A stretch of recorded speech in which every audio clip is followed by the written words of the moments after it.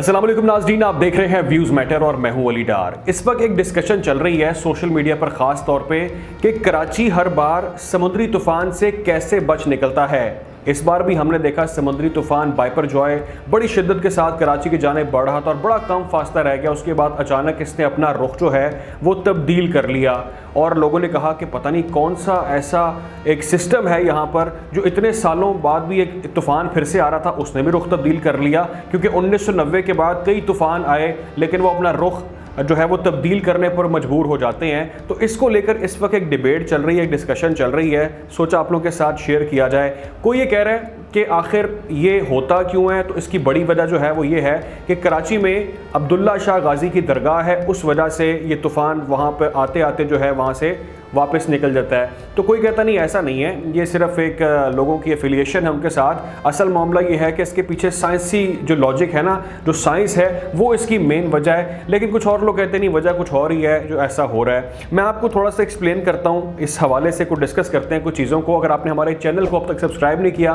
तो सब्सक्राइब कर लें ताकि ऐसी मजीद वीडियोज़ बर वक्त नोटिफिकेशन के जरिए आप लोगों तक पहुँच सकें।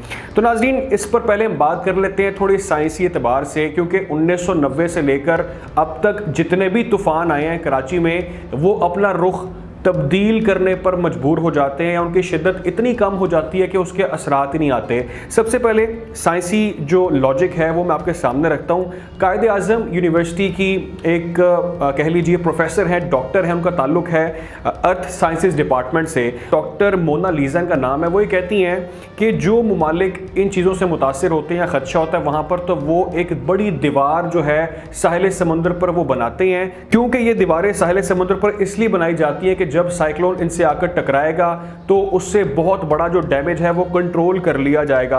अगर हम बात करें स्पेसिफिकली कराची के हवाले से, तो कराची जो है वो 3 प्लेट्स की बाउंड्री पर वाक़ है, यानी कि इंडियन, यूरोशिया और अरेबियन। ये वो 3 प्लेट्स हैं जिस पर कराची इन बाउंड्रीज पर वाक़ है, जिस वजह से जब भी समुद्री तूफ़ान यहाँ पर आता है तो उसको यहाँ पर घूमने का मौका नहीं मिलता और वो मजबूरन अपना रुख जो है वो तब्दील कर लेता है। लेकिन कुछ ऐसा भी है कि ये जो प्लेट्स हैं ये कोई हमेशा फ़ायदा नहीं देती हमें कराची को, बल्कि इसका ख़तरा भी है, क्योंकि इन प्लेट्स की वजह से जो है इनके हिलने जुलने की वजह से जो है वो ज़लज़ले भी आते हैं और ये एक बहुत बड़ा रिस्क है। और ये भी लाजमी नहीं है कि जब भी तूफ़ान आएगा, समुद्री तूफ़ान आएगा, तो हर बार ये दीवार जो है वो आपको महफूज रख सकती है या ये प्लेट्स जो है वो आपको महफूज रख सकती हैं। ये किसी हद तक हमें जो है वो सपोर्ट करती है। अब बात कर लेते हैं दूसरे एक नैरेटिव की। वो ये है नाज़रीन कि अब्दुल्ला शाह गाजी का दरगाह वहाँ पर मौजूद है और जो लोग अब्दुल्ला शाह गाजी के मुरीद हैं उनका मानना ये है कि ये उनकी करामात हैं, ये उनका करम है, ये उनका फ़ज़ल है, जिस वजह से जो है यहाँ पर ये तूफ़ान जैसी चीज़ें वहाँ पर, आफत वहाँ पर नहीं आती और हर बार जो है कराची जो है वो महफूज रहता है। अगर आपने स्टोरी पढ़नी है, अगर आप इसकी मज़ीद डिटेल्स पढ़ना चाहते हैं तो आप BBC उर्दू की वेबसाइट पर जाइएगा, आपको वहाँ पर तमाम डिटेल्ड इन्फॉर्मेशन मिल जाएगी। मैं सिर्फ खुलासा आप लोगों के सामने रख रहा हूँ क्योंकि मैंने इसको पढ़ा आज और मुझे बहुत ही इंटरेस्टिंग लगी। अच्छा, दूसरी चीज़ ये कि मुसन्निफ़ और तज्ज़िया कार एक हैं, उनका नाम है नदीम फ़ारूक। वो लिखते हैं BBC के अंदर, अपना एनालिसिस देते हैं कि मैं इस दरगाह के बहुत करीब रहता था और मैंने अपनी आंखों के सामने देखा कि ये बहुत ही छोटा सा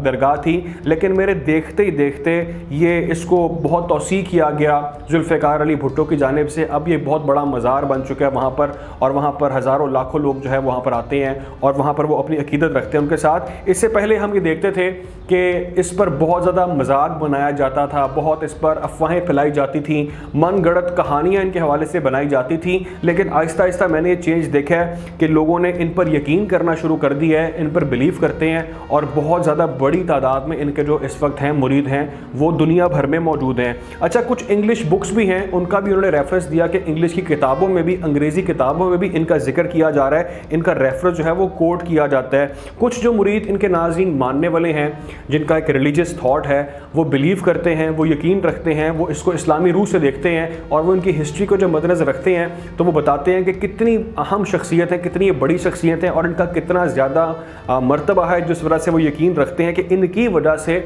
हमारा ये शहर जो है कराची महफूज रहता है और जो भी यहाँ पर आफत आती है, तूफ़ान आता है, वो अपना रुख तब्दील करने पर मजबूर हो जाता है और ऐसा हमने इस बार भी देखा है। आप लोगों के इस पर क्या थॉट्स हैं? आपको क्या लगता है कि वजह साइंसी हो सकती है या वाकई में अब्दुल्ला शाह गाजी की जो वहाँ पर दरगाह है, जो उनका वहाँ पर मकाम है, उस वजह से यहाँ पर तूफ़ान जो है अपना रुख तब्दील कर रही हैं, या कुछ और वजह भी अगर आपके माइंड में है तो वो भी कमेंट करके शेयर कीजिएगा, अपना फीडबैक ज़रूर दीजिएगा। ख्याल रखें और दुआ में याद रखें। अल्लाह हाफ़िज़।